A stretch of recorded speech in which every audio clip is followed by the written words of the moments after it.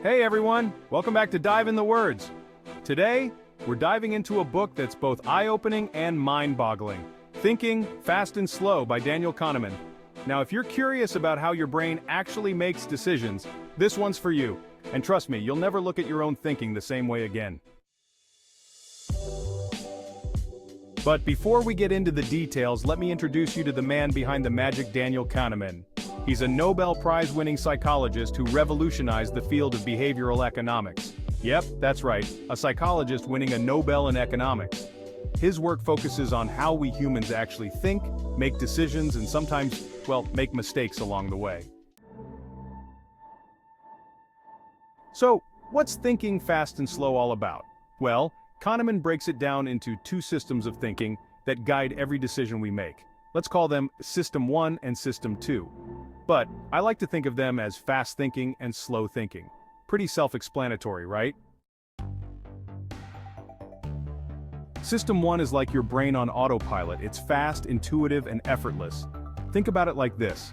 Ever made a split-second decision or had a gut feeling? That's System 1 kicking in. But here's the catch. Because it's so fast and automatic, it relies on shortcuts, which means it's also prone to mistakes. Those shortcuts? They're called heuristics. They're helpful, but sometimes they lead us down the wrong path. On the flip side, System 2 is the slow, deliberate thinker. It's the part of your brain that kicks in when you're solving a tough math problem or making a really important decision. It takes more effort, but it's also more accurate. The downside? It can be, well, kinda exhausting. So, our brains tend to rely on fast thinking more often than we should. Now, one of the biggest takeaways from Kahneman's book is this. Our fast thinking leads us into something called cognitive biases. Ever heard of those? These are the mental traps we fall into because we rely on those quick, gut-feeling decisions. Kahneman gives us a ton of examples like the anchoring effect, where the first number you hear influences the rest of your decisions, or the availability heuristic, where we judge the likelihood of something happening based on how easily we can recall examples. Another huge concept in the book is called prospect theory.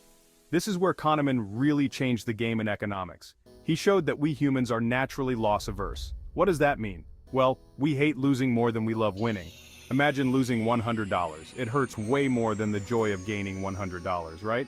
That's why we tend to be overly cautious when it comes to risks, even when it's not entirely rational. And speaking of irrationality, Kahneman also warns us about overconfidence. Yep, we tend to trust our judgments way more than we should, especially when we're relying on our fast, intuitive thinking. So, while trusting your gut can be great in some situations, it can also get you into trouble. Now let's talk about real-life implications. Whether you're making personal decisions, managing your finances, or even leading a team at work, understanding these two systems of thinking can help you recognize when you're making snap judgments versus well-thought-out decisions. And honestly, it's kind of a relief to know that even the smartest among us fall into these cognitive traps. So, what's the big takeaway from thinking fast and slow? It's that by being aware of how our brains work, we can make better choices, avoid common thinking errors, and ultimately, improve our decision-making. Whether you're tackling a tough problem or just figuring out what to have for dinner, knowing when to rely on slow thinking could make all the difference. Thanks so much for watching. If you enjoyed this video, hit that like button, and be sure to subscribe for more book summaries and insights. And hey, if you've read Thinking Fast and Slow, let me know your thoughts in the comments. I'd love to hear how it's changed your view on decision-making.